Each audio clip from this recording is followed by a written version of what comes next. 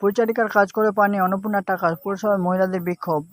অন্নপূর্ণা যোজনার টাকা কবে মিলবে তা নিয়ে অনিশ্চয়তা থাকা মহিলাদের এবার ক্ষোভ প্রকাশ্যে। বৃহস্পতিবার পুরুলিয়া পৌরসভা চত্বরে একসঙ্গে জড়ো হলেন বিভিন্ন ওয়ার্ডের বহু মহিলা। তাদের অভিযোগ, যোগ্য হওয়া সত্ত্বেও কেউ টাকা পাচ্ছেন না, কারো আবার প্রথম কিস্তির পর আর কোনো টাকা আসেনি। অনলাইন পোর্টাল ভুল তথ্য থেকে শুরু করে সমীক্ষায় অসঙ্গতি, একাধিক কারণ দেখিয়ে তাদের আবেদন আটকে রয়েছে বলে দাবি বিক্ষোভকারীদের।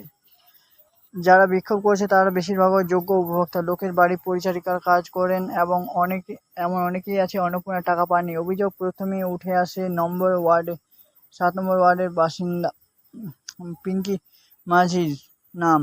তিনি জানান, অন্যের বাড়িতে বাসন মেজে তার সংসার চলে। তার স্বামী পক্ষাঘাতগ্রস্ত। তার অভিযোগ, ভোটার আগে মাসে 3,000 টাকা করে অন্নপূর্ণা দেওয়ার কথা বলা হলেও এখনও সেই টাকা না পাওয়ায় সংসার চালানো নিয়ে দুশ্চিন্তা পড়েছেন তিনি।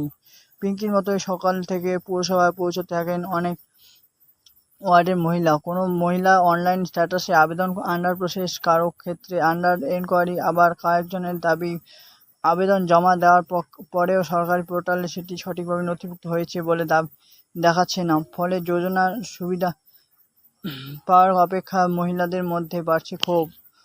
অন্নপূর্ণা যোজনার যে সমীক্ষা যাচাই করা রয়েছে তা নির্ভুলভাবে নিয়ে প্রশ্ন তুলেছে বিক্ষোভকারীদের একাংশ। সূর্য সেন পল্লীর মণ্ডলে দাবি, তার বাড়িতে সমীক্ষা করতে গিয়ে পৌরসভার কর্মী ঘরের সংখ্যা নিয়ে সমীক্ষা রিপোর্ট ভুল তথ্য নথিভুক্ত করেছেন, যার ফলে তিনি অন্নপূর্ণা সুবিধা থেকে বাদ পড়েছেন বলে অভিযোগ তাদের। অন্নপূর্ণা যোজনার টাকা না পাওয়ার মণ্ডলে অভিযোগ,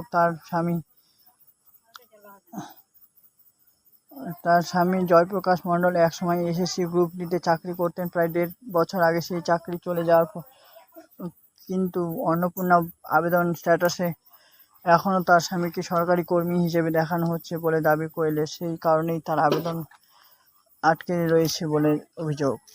আজ এই পর্যন্ত, আবার হাজির হব কাল নতুন কোনো আপডেট নিয়ে। ততক্ষণ পর্যন্ত সুস্থ থাকুন, ভালো থাকুন। ভিডিওটি ভালো লাগলে অবশ্যই চ্যানেলটি সাবস্ক্রাইব করবেন।